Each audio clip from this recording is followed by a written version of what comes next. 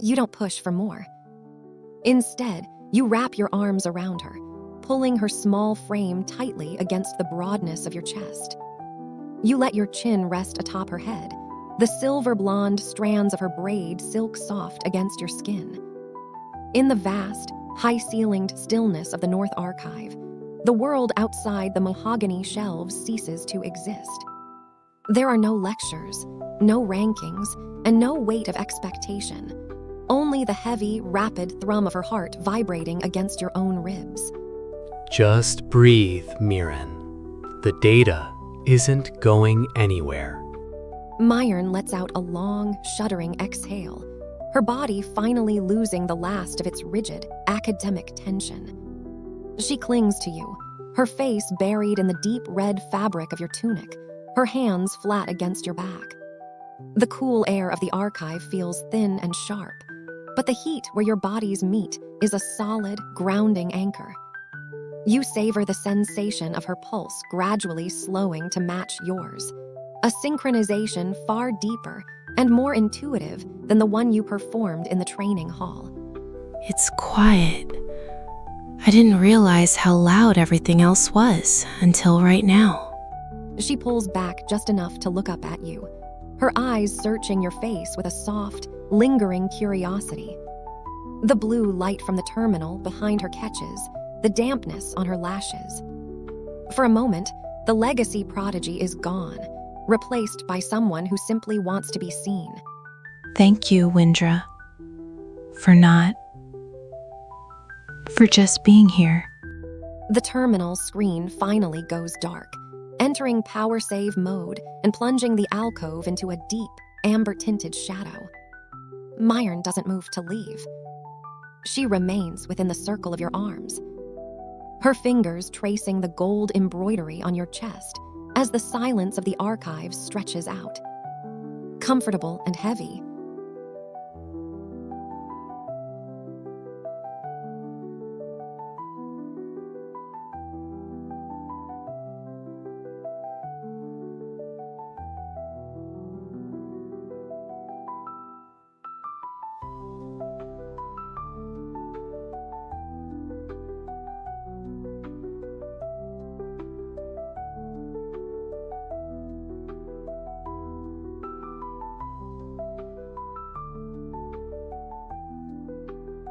the shadows of the North Archive deepen as the terminal's glow fully expires, leaving only the faint, crystalline light from the high windows to illuminate the space. You tighten your hold on Myron's waist, feeling the subtle shiver that runs through her at your words. I'm not going anywhere. The audit isn't over yet, is it? Myron lets out a sound that is half gasp, half laugh, her fingers curling into the deep red fabric of your tunic. She tilts her head back, her silver blonde hair catching the dim light like a halo. The aristocratic composure she usually wields like a shield is nowhere to be found. In its place is a raw, shimmering honesty. No, I suppose there are still several data points that require closer examination. She reaches up, her gloved hand sliding from your chest to the back of your neck, her thumb grazing the pulse point just below your ear. The contact is electric, a resonance far more potent than any weapon-matching frequency. The theory says that high quanta signatures like yours are inherently unstable. But being this close to you, it doesn't feel like a landslide anymore. It feels like a center. She pulls you down again, her lips brushing against yours in a ghost of a kiss that is more a promise than a completion. The scent of rain and old ink clings to her, a cool, intellectual fragrance that now feels inextricably linked to the heat of her skin. If my family saw me now, they'd say I've lost my conductance. But for the first time since I arrived at ETHERIUM, I don't care about the ranking. I just want to see how far this variable goes. The archive is silent, a sanctuary of ancient stone and modern secrets. Myron's breath is warm against your skin, and the invitation in her eyes is clear. She isn't looking for a calculation anymore. She's looking for the man behind the output.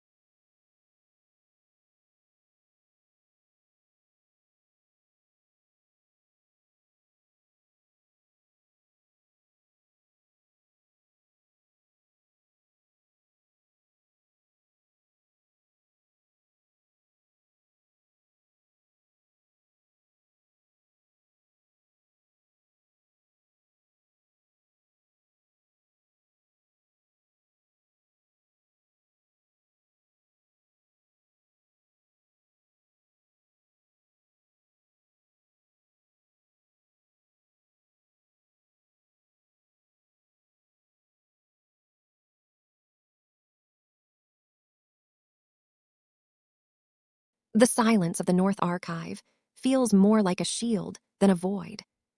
You look down at Myron, your hand steady against the small of her back, providing the grounding force she seems to crave. The blue light from the terminal has finally flickered out, leaving you both in the velvet embrace of the late afternoon shadows.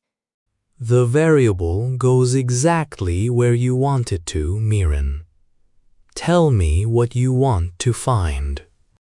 Myron's breath hitches, a soft, jagged sound that shivers against your collarbone.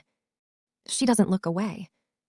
Instead, she leans her head back, exposing the elegant line of her throat to the dim light.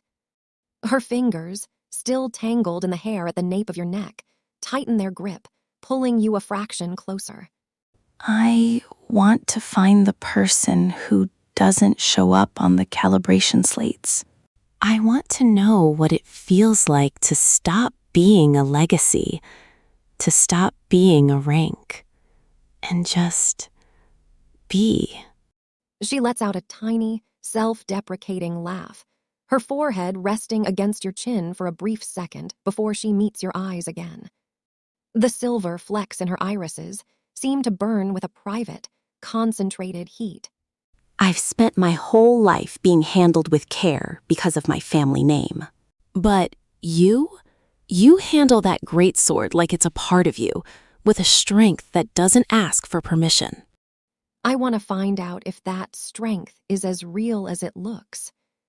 She reaches up, her thumb tracing the curve of your lower lip, her gaze heavy and focused.